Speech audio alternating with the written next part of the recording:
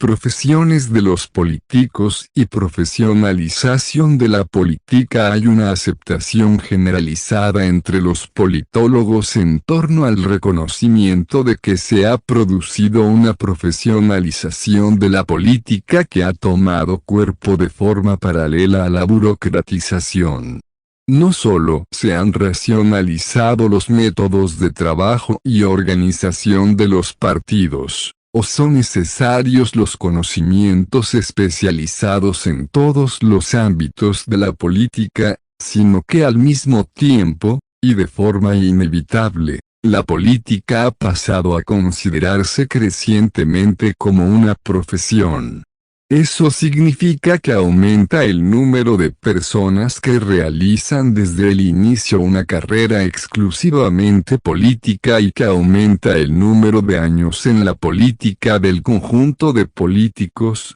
y que aumenta también el número de personas que viven de la política. La realidad de este proceso parece indudable si observamos la evolución de la política a lo largo de este siglo. No solo si tenemos en cuenta la cantidad de ocupaciones creadas alrededor de la política, sino también la dinámica interna de los partidos políticos o la composición de la clase política. Sin embargo, cuando observamos los datos relacionados con esa cuestión, esa realidad aparece algo más confusa, y, sobre todo, menos fundamentada. La mera observación parece indicar sin lugar a dudas, que la profesionalización se ha producido, pero la evidencia empírica que la apoya es escasa.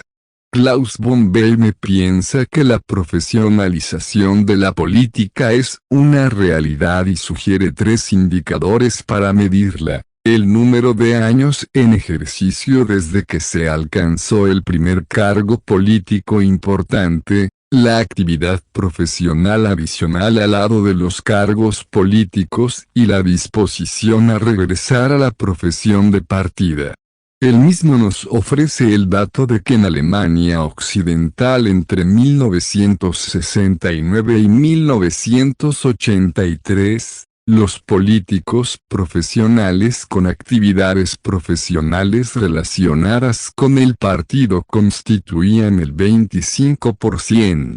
Von Böhme suma a estos un 12% de funcionarios de organizaciones y sindicatos, de tal forma que, señala, un tercio debe considerarse dedicado a la política profesional no solo durante el tiempo de ejercicio de su mandato. Los datos ofrecidos por von Böhme son sugerentes, pero se echa de menos una mayor clarificación de cuáles son esas actividades profesionales relacionadas con el partido y cuál ha sido la evolución temporal de estos datos en las últimas décadas. El repaso de los trabajos dedicados a las élites políticas sugiere que la cuestión de la profesionalización de la política no ha recibido aún la atención necesaria, al menos desde el punto de vista empírico. El único dato de cierto interés en relación a esta cuestión,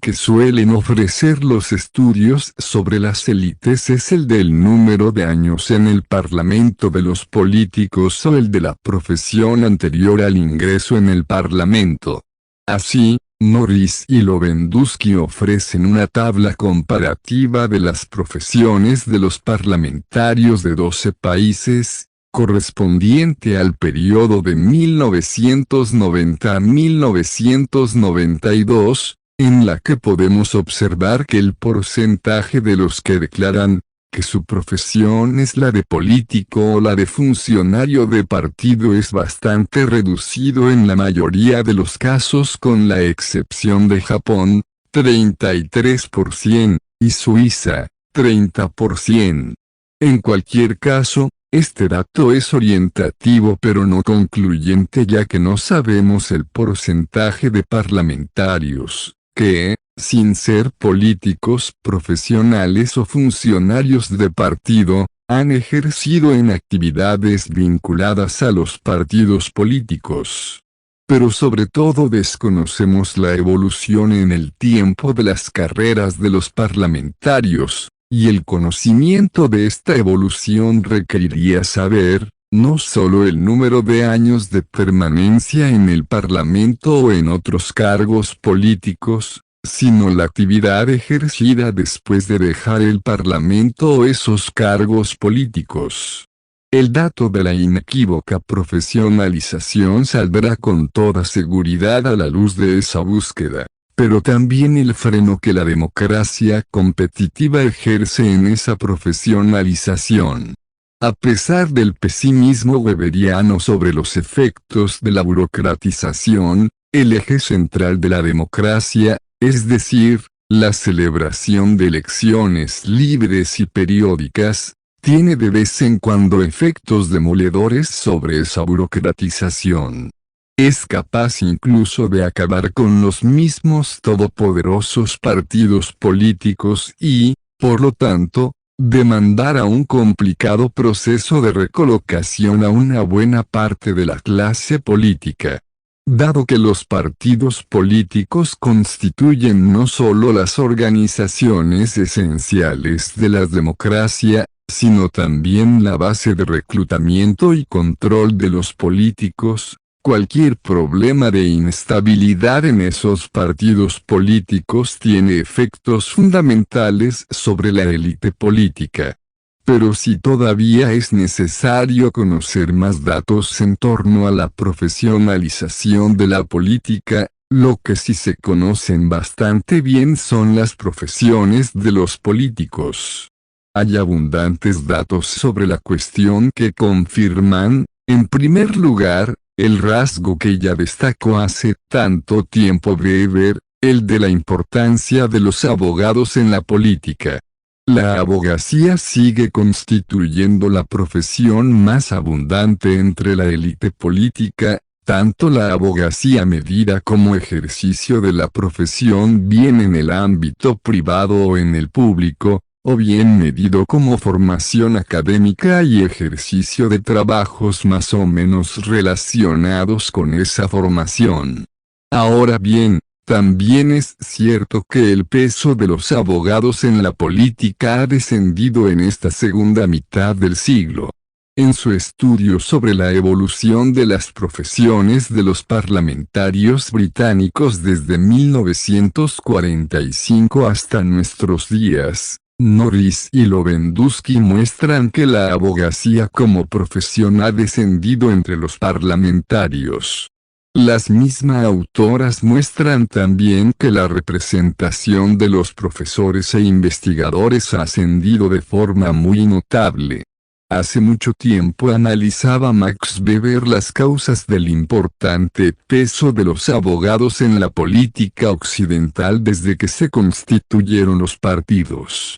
Señalaba Weber que la política es una empresa de interesados y que la función del abogado es precisamente la de dirigir con eficacia un asunto que los interesados le confían. Decía Weber que el abogado puede hacer triunfar un asunto apoyado en argumentos lógicos débiles y en ese sentido malo, convirtiéndolo así en asunto técnicamente bueno. Weber destacaba el instrumento esencial para conseguir esa conversión, el dominio de la palabra hablada y escrita. Y esta razón era sin duda y continúa siendo una de las razones que explican la abundancia de los abogados en la política, pero también de otras profesiones como las de profesores o periodistas. El hecho de que los abogados hayan descendido y que estas últimas profesiones hayan aumentado se corresponde con la creciente importancia de estudios y profesiones relacionadas con estudios como la ciencia política,